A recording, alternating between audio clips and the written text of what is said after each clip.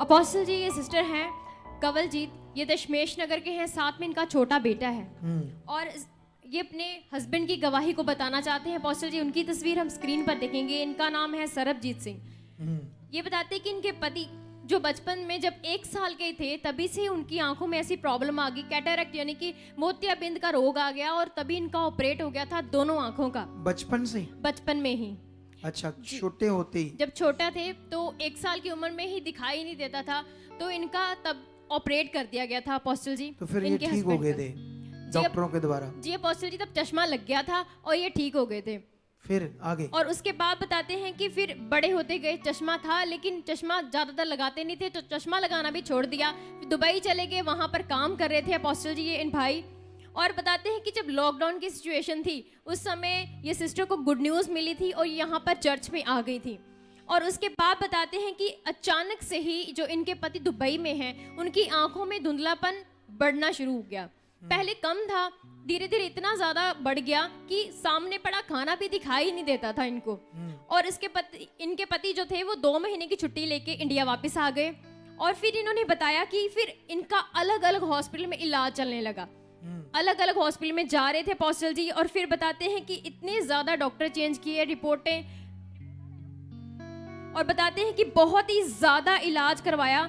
Doctor इनको बताते थे कि इनके जो पति हैं उनकी आंखों के जो पर्दे हैं वो सिकुड़ गए हैं और उसके पर्दे सिकुड़ गए हैं और उसके कारण क्या होता है, रेटिना अपना बना नहीं पाता और जो रोशनी होती है वो नहीं आ पाती। सिकुड़ने के कारण रेटिना मतलब जो रोशनी है वो नहीं बनती, वो फोकस नहीं बनता अपोस्टल जी, उसके कारण डॉक्टर जवाब देते हैं डेड है जी अपोस्टल कोई जी। सोल्यूशन नहीं है। हाँ जी अच्छा, अपोस्टल जी उन्होंने बताया था, कई जो डॉक्टर थे उन्होंने तो जवाब दे दिया था कि कुछ नहीं करना, छेड़ना भी नहीं है आंखों को।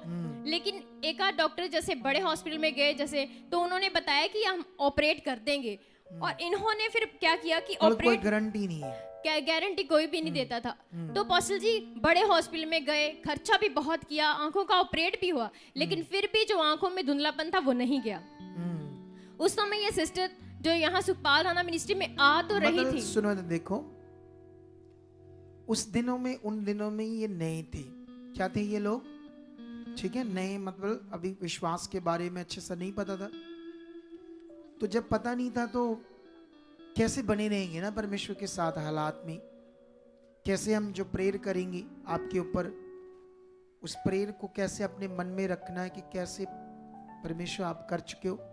जब नया बंदा है तो उसको नहीं पता होता ना शुरू में, तो इनके साथ भी ऐसा हो रहा था। ये डर भी रहे थे हमारे, और ऑपरेट भी करा लिया इन्होंने अपने से कि चलो कोई नहीं, हम प्रभु में बने हैं तो ऑपरेट भी करा लेते हैं ना, लेकिन फिर भी वो काम नहीं हुआ। उन दिनों में इनकी जेठानी या दरानी,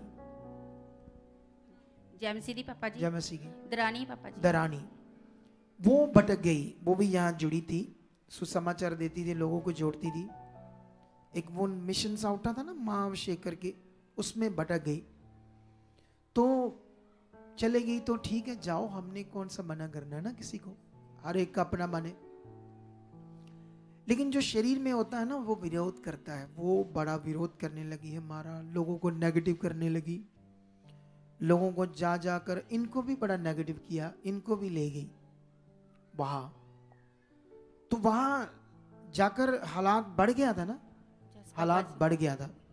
ये देखो, फिर इसको याद आया, नहीं मुझे वहीं जाना, यहाँ मुझे परमेश्वर ने अच्छी शिक्षा दी थी, सही ज्ञान था, रीति रिवाजों में नहीं जाना है, सारा कुछ तो यूज कर लिया, तेल पानी ये।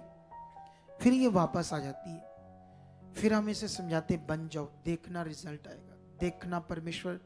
चाहे ऑपरेशन भी हो गया तब भी आंखें वापस नहीं आई, रोशनी नहीं आई, तब भी धुंधलापन है। लेकिन अब इसका पति क्या करता था ना, वो भी थोड़ा डर जाता था, है ना, इनको वो नेगेटिव कर देता था, मैं देख नहीं रहा, हो नहीं रहा, कब होगा, है ना।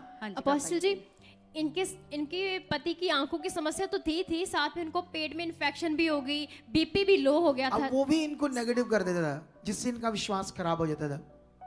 लेकिन अच्छा हुआ ये बहन बनी रही, हम टीच करते रहे, हम इनका विश्वास बढ़ाते रहे, ये भी आती रही। और इसका फल क्या मिला? पूरी तरह आंखें वापस खुल गई यीशु मसीह के नाम। सोच कर देखो परमेश्वर की पावर। तुम्हें ऐसे ही थोड़ी मैं ये शिक्षा देता रहता हूं, लोगों को समझ नहीं आ रही।